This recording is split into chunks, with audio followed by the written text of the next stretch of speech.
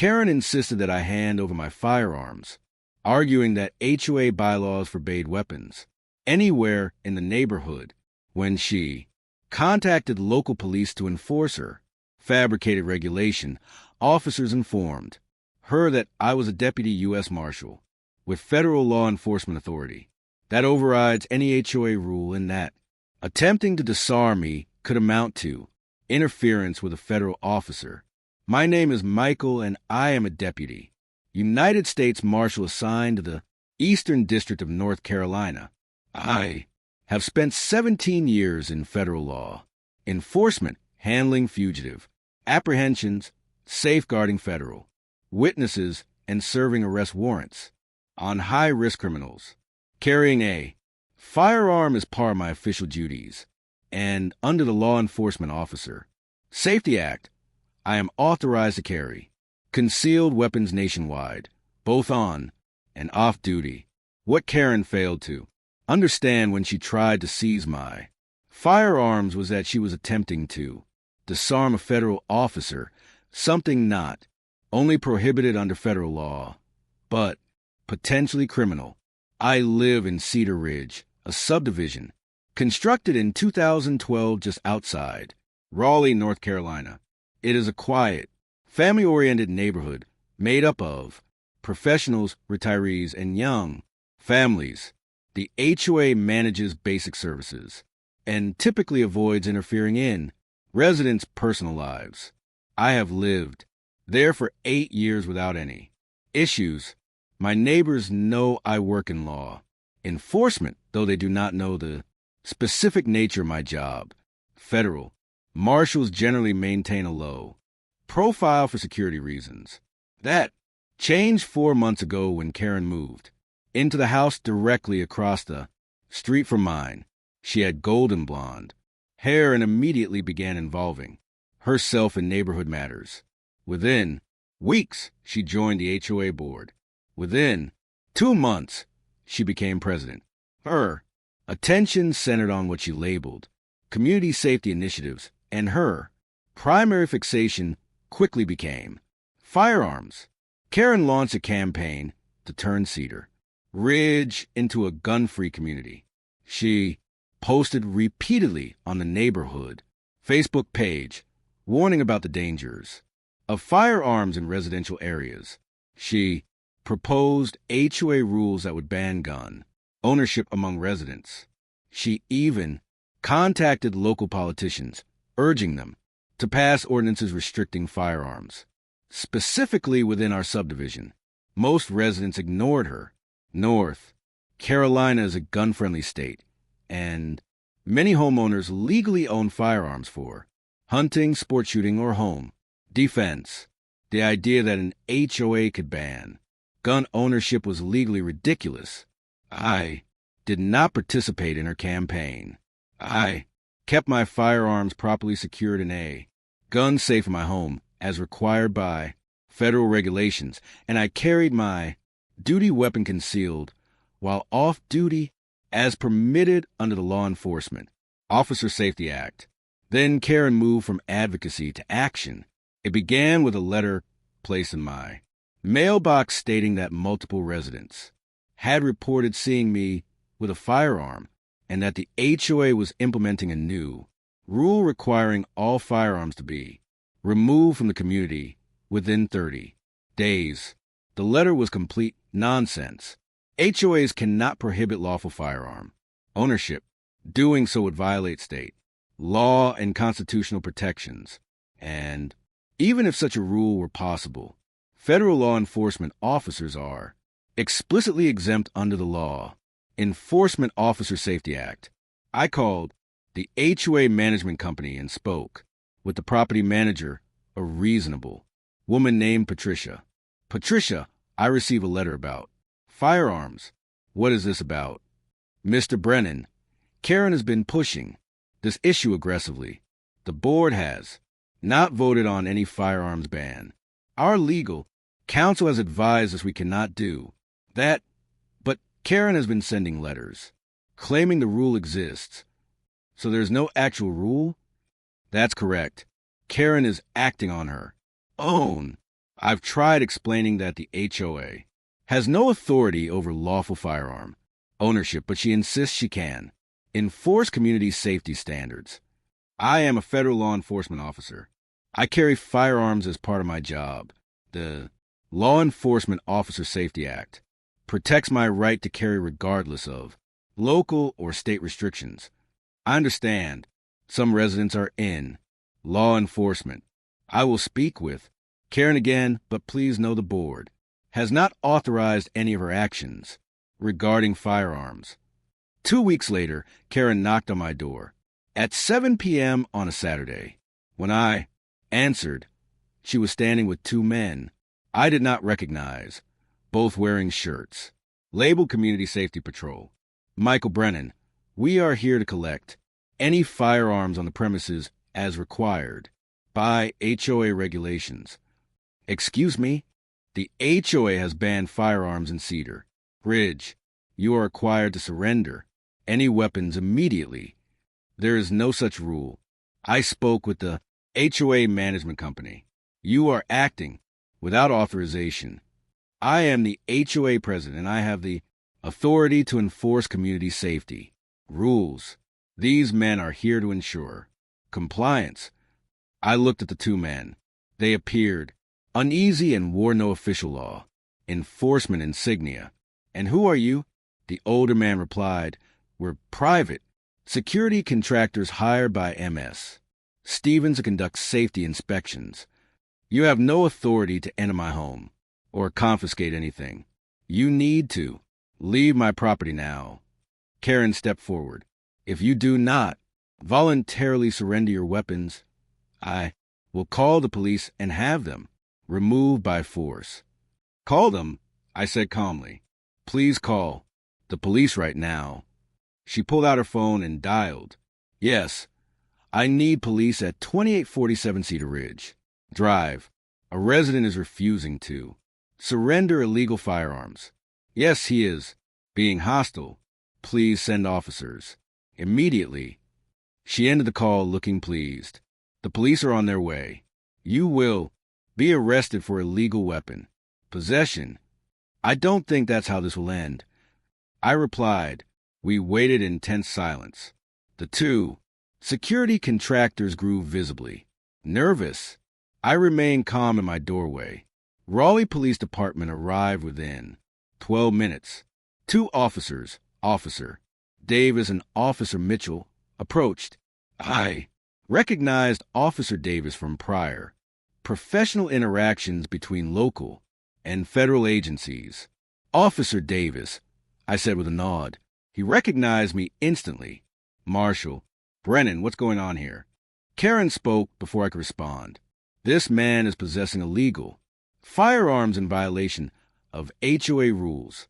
I need you to confiscate his weapons immediately. Officer Davis looked at Karen, then at me, then back again. At Karen, Ma'am, Marshal Brennan is a Deputy United States Marshal.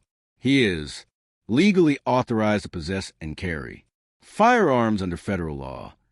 I don't care what he claims to be. Karen snapped. The HOA bans firearms, and he must surrender them. Officer Mitchell stepped forward. Ma'am, HOAs do not have the authority to prohibit lawful firearm ownership. North Carolina law protects a resident's right to keep firearms in their home. More importantly, federal law enforcement officers like Marshal Brennan are explicitly authorized under federal statute to carry firearms regardless of state or local restrictions. That can't be correct. I'm the HOA president. Your HOA title is irrelevant, officer. Davis said firmly. The Law Enforcement Officer Safety Act grants qualified, active, and retired law enforcement officers the right to carry concealed firearms nationwide. Marshal Brennan clearly qualifies. No HOA rule can override federal law. But I have the authority to ensure community safety. No, you do not. Officer Mitchell cut in. You do not have the authority to confiscate legally owned property from residents attempting to disarm a federal law enforcement officer could result in charges for interference with a federal officer. Karen's face drained of color. I was just trying to make the neighborhood safer. Officer Davis turned to the two security contractors. And who are you? The older man answered nervously. Private security. She hired us to help with what she called compliance. Inspections. Did she tell you that you'd be entering homes and confiscating firearms? She said we might need to secure weapons if residents didn't comply. Officer Davis shook his head. You cannot enter someone's home without consent, and you absolutely cannot seize lawfully owned firearms. If you had attempted that, you would have been arrested for burglary and theft. You should leave immediately, and I strongly suggest you reconsider working for this client. The two contractors left at once, eager to distance themselves from the situation. Officer Mitchell turned back to Karen. Ma'am, you need to understand this. Clearly, you cannot create rules that violate state or federal law. You cannot take legal property from residents, and you especially cannot attempt to disarm law enforcement officers. If you continue this behavior, you could face charges for harassment, attempted theft, or interference with law enforcement. I was only trying to improve the community, Karen said weakly. Then focus on matters that are actually within your authority. Officer Davis replied, leave firearms to those who have legal authority over them. The officers departed after confirming that I did not wish to file a complaint. I only wanted Karen to understand the limits of her power and leave me alone. The following day, I received a call from Patricia at the HOA management company. Mr. Brennan, I heard about last night. The board held an emergency meeting this morning and removed Karen as president. She has been acting without authorization on multiple issues, but attempting to confiscate firearms from residents was the final straw.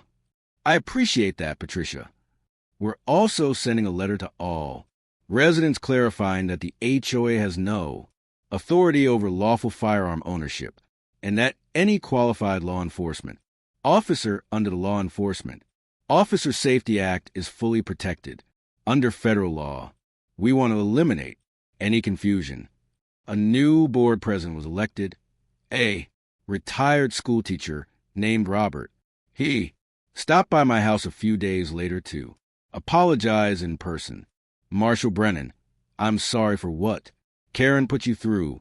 She was completely out of line. The board supports law enforcement and respects your profession. Thank you, Robert. I just want to live peacefully here. You will.